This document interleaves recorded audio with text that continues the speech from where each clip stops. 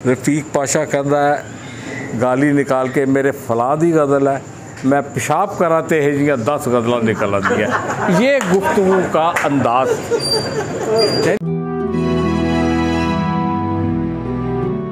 ले जी, सबसे पहला जो मेरी एक तकरीब थी जिसमें मैं अदबी तौर पे शरीक हुआ, वो एक तकरीब रूनुमाई थी।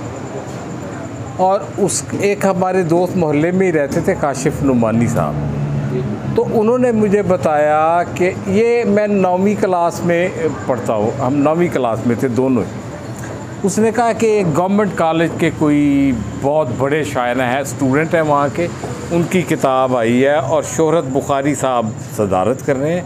शोहरत बुखारी साहब ने सदारत की थी, अनवर महमूद खालिद साहब ने मजमून, ये मुझे सारा याद है। एहसन ज़ैदी साहब थे और उसको कंडक्ट कर रहे थे डॉक्टर रियाज मजीद साहब। और उस वक्त इनमें से कोई भी डॉक्टर वॉक्टर नहीं थे, सिर्फ प्रोफेसर थे। और शोहरत बुखारी तो बाकायदा एक बहुत बड़ा नाम था उस दौर का, और मैंने उनको पढ़ा भी हुआ था। रियाज मजीद की भी कुछ एक दो के डूबते बदन का हाथ पढ़ रखी थी काशिफ नुमानी की वजह से। तो वो मुझे याद है, ये हुआ था। वो शाहद कौसरी एक शायर होते थे गवर्नमेंट कॉलेज के, जी इस्लामाबाद चले, आजकल नात लिख रहे हैं। मेरा तखल्लुस भी शाहद कौसरी ने रखा था। आप यानी हैरत की बात, आप तो मेरा कोई तखल्लुस नहीं था, और ना भी होता तो यानी मुझे बाद में ख्याल आता है कि यार ये क्या तखल्लुस रख लिया, मकसूद वफा, लेकिन रख दिया। तो मैं तो शुक्र करता हूँ मैंने मकसूद ज़ख्मी या परदेसी नहीं रख लिया, मैंने तो उस पर भी पक्का हो जाना था। तो उनको मैंने पूछा कि शाहद भाई आपने ये क्यों रखा है? पता नहीं क्या वक्त होगा या कैसे लम्हे थे वो, उन्होंने कहा ऐ बरकत आला है, बस इस वजह से रख लिया। तो इन्होंने मकसूद वफा कहना। दूसरी जो मुझे एक याद है, एक तनकीदी इजलास, वो बहुत खौफनाक है, आपको मैं बताऊँ। यानी आप तो नए लोग मायूस हो जाते हैं, देखें हमने क्या क्या देखा हुआ है। वो इतना अजीब वाक़या है। काशिफ नुमानी ने मुझे आके बताया कि मैंने पता चला लिया है कि शहर में इजलास तनकीदी कहाँ होते हैं और शायर अदीब रूटीन में कहाँ बैठते हैं। अल जावेद होटल होता था उस वक्त, ये भी उसके कमोबेश आसपास की बात है। वो मुझे अपने साइकिल के कैरियर पे बिठा के ले गए, उनकी मेहरबानी है। पुल आने से पहले वो कहते थे चढ़ाई पे पैदल चलना है, क्योंकि मैं 2 बंदों को, कमज़ोर सा बंदा था वो भी, तो वो पैदल हम पुल के ऊपर आते और जहाँ से चढ़ाई ख़त्म होती वहाँ पे बैठ के वो मुझे काफ़ी अर्सा इस तरह से लेके आते जाते। अब हम पहुँचे हैं तो वहाँ पे जो लोग थे आप देखें, मुख्तार खर, महमूद सना, रफ़ीक पाशा, मसूद कमर, आलम ख़ान और शफ़क़त सेठी एक नज़्म के शायर होते थे, वो ख़ुद जो उसके ज़ुबैर साहब मालिक थे अल जावेद होटल के, वो यानी कयूम नासर, इन्होंने बड़ा हमारा तपाक से जो है ना वो क्या कि मुंडे आए ने इन्होंने, वो हम सहमे इनको देख रहे थे। इतने में क्या हुआ, काउंटर पे लड़ाई हो गई, जो काउंटर था अल जावेद होटल का, और इतनी ज़्यादा लड़ाई हुई कि एक बंदे, वो शीशा टूटा काउंटर के आगे का, और एक बंदे के बाजू पे फिर गया और खून, वहाँ पे खून ही खून हो गया। आलम खान बड़े जहाँ दीदा आदमी थे, उन्होंने कहा तो उठो इतने पुलिस आ जाएगी, तो ऐसे भी सारे फाल जावांगे। अब ये सारे उतरे, हम भी उतर गए डर के मारे, बिल्कुल छोटे छोटे बच्चे, तो इनके पीछे पीछे हम भी उतर के आप कचहरी बाज़ार में खड़े हैं। तो एक पता नहीं किस साहब ने मशवरा दिया, उन्होंने कहा भाईजान अजलास नहीं मिस होए, जो मर्ज़ी हो जाए।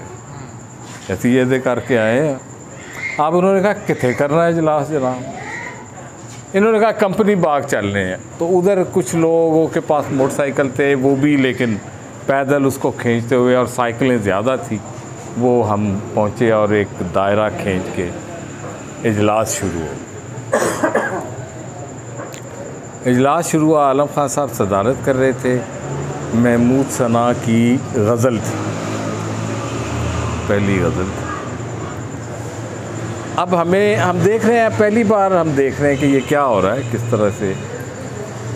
महमूद सना ने गज़ल पढ़ी, मुझे तो अच्छी लगी, वो अच्छी थी उस दौर की। तो अब गुफ्तगू हुई तो उस वक्त भी आपस में जो है ना वो इनके चलती थी चपकलश और चश्मक से भी आगे कोई चीज़, चपकलश कहना चाहिए उसको। वो जो मैं अब आपको सुनाऊंगा ना उससे अंदाज़ा होगा आप कि वो क्या था।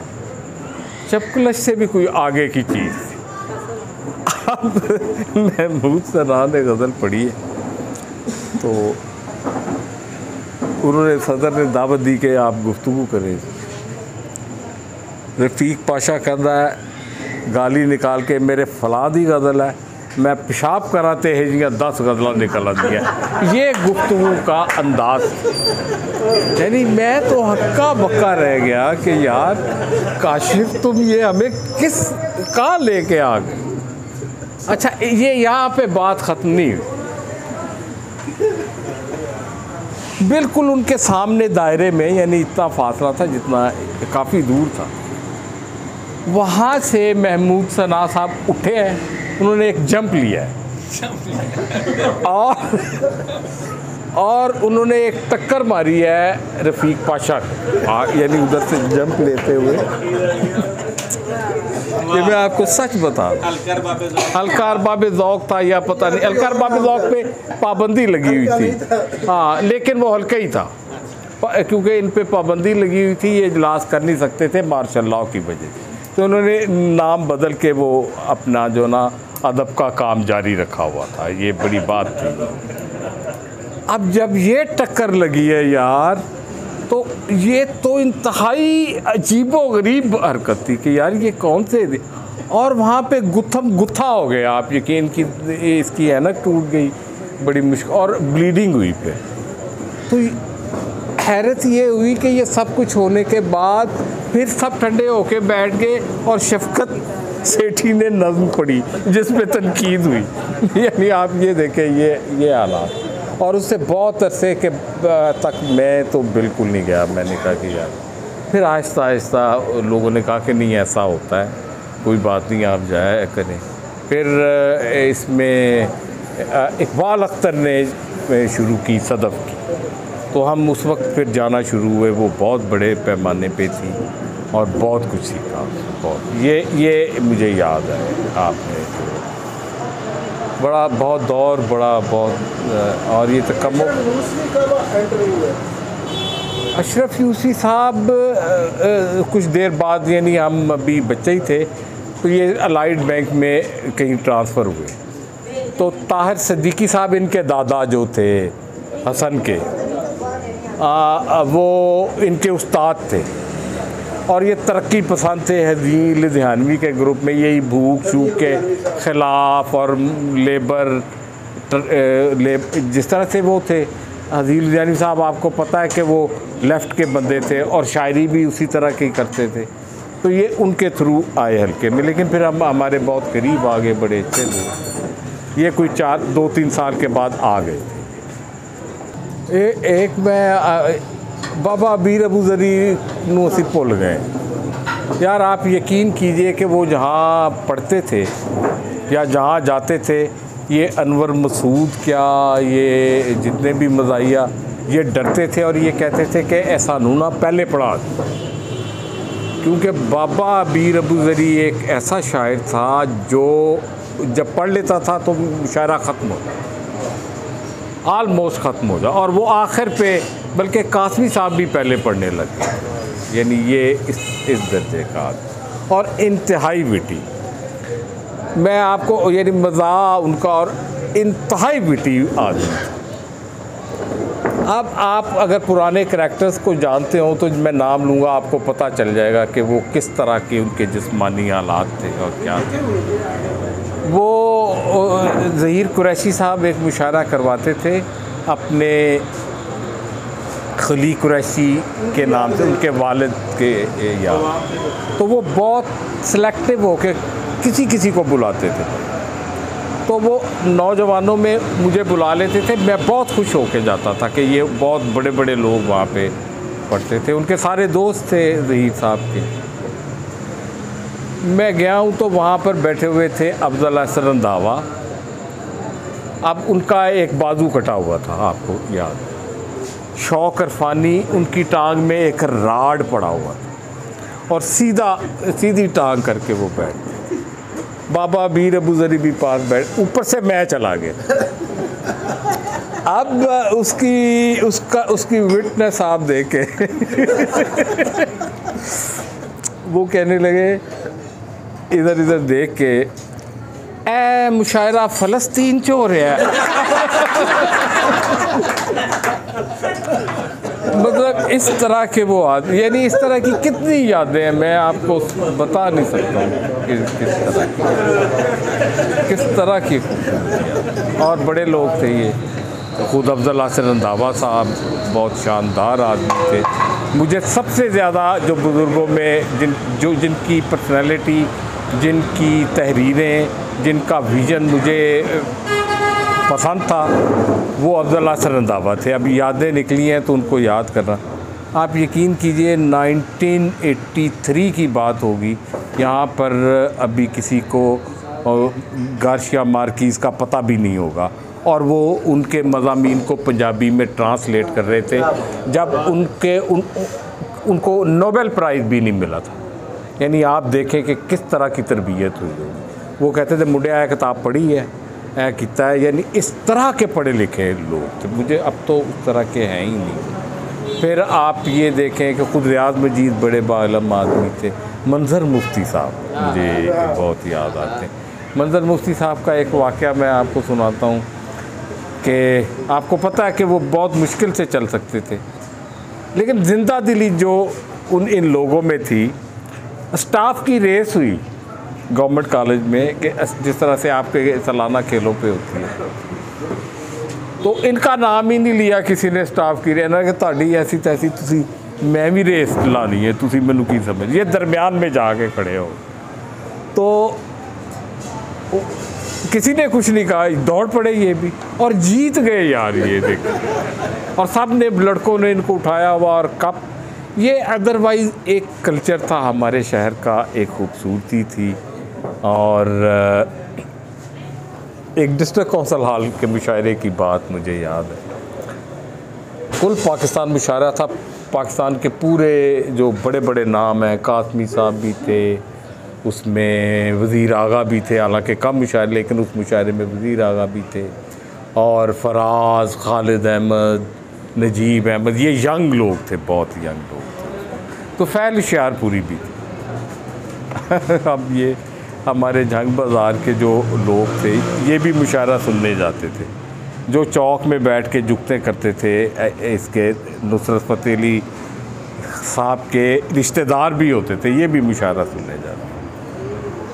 अब आए हैं तुफ़ैल होशियारपुरी साहब और बता रहे हैं कि मैंने 1939 में भी यहाँ पे एक मुशायरा पढ़ा था, इसी जगह पे, इसी लॉन।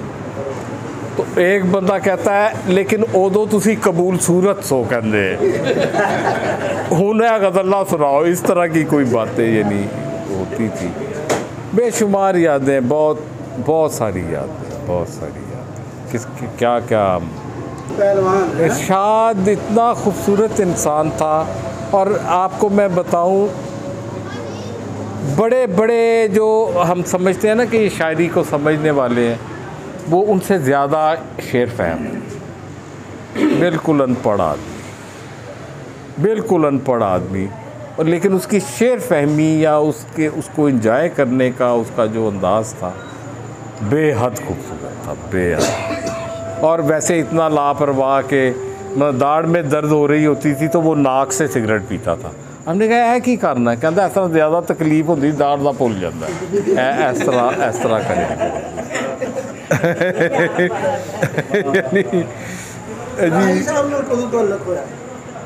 राई साहब हमारे लीडर से म्यूनसिपल कॉलेज में हमने बड़े शौक़ से दाखिला लिया, और वो लिया प्रोफेसर अब्दुल सलाम की वजह से, क्योंकि उनको हमने देखा हुआ था स्टूडेंट्स के साथ रिश्ता बनाते हुए। तो म्यूनसिपल कॉलेज में हमारे आवारागर्द जो ज़्यादातर लोग थे वो म्यूनसिपल कॉलेज में पढ़ते थे। गवर्नमेंट कॉलेज ज़रा लैक जे जाते सन। तो मैनू कोई पसंद नहीं सन यह जी लियाकत है जी पढ़ाई लाई मैं। और तो सानू FSC करवा रहे थे, FSC मेरे बस की तो बात नहीं थी। घर वालों से हमने बहाना लगाया कि इत्थे ICOM, और ICOM एक वड्डी डिग्री है FSC की बजाय, या FSA की एदे नाल नौकरियां मिलदियां, अगों MBA होंदे ने। यानी इस चक्कर में हम म्यूनसिपल कॉलेज आ गए। कोई पहला बलदियाती इलेक्शन हुआ था और फजल हुसैन राही उसमें मेहमान खसूसी थे और म्यूनसिपल कॉलेज में ये बुलाए गए। और उस वक्त रियाज शाहद साहब मेयर थे। एक मुशायरा हुआ और इसने तकरीर की। बहुत यंग आदमी था उस वक्त, खूबसूरत नीला इसने सूट पहना हुआ, और इसका जो जज्बा था, और ज़्यादा उम्र नहीं थी, हमसे कोई 8-10 साल बड़े होंगे जिस तरह से होते हैं।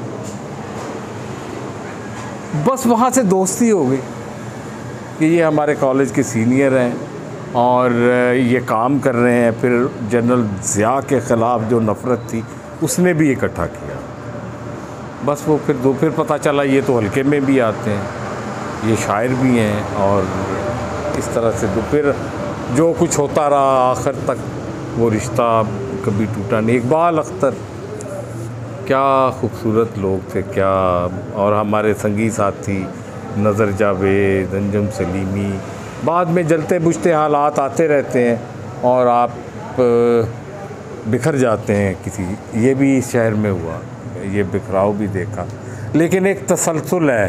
अब देखें ऐसे लोग बैठे हुए जिनका हम तसव्वुर भी नहीं कर सकते थे, लेकिन ये उन लोगों का तसलसल है कि हम आज भी यहाँ बैठे हुए हैं। उनकी बहुत मेहरबानी। और शायर आप आसिफ लुधियानवी को कहाँ खड़ा देखते हैं? आसिफ लुधियानवी अच्छे शायर थे, बहुत अच्छे शायर थे। मैं आपको कई शेर सुना सकता हूँ, लेकिन शायरी ऐसी जुज़ वक्ती या आपकी ज़हनी जो हालत है वो पूरी अच्छी, पूरी दुरुस्त मांगती है। यानी बहुत सारे लोग अपनी ज़हनी हालत की वजह से बर्बाद हुए हैं। वो ज़हनी हालत कुछ भी हो सकती है। यानी वो कहते थे मौसीकार भी मैं सबसे बड़ा हूँ, मैं डिज़ाइनर भी सबसे बड़ा हूँ, कपड़े अजीबोगरीब पहन के आ जाते थे।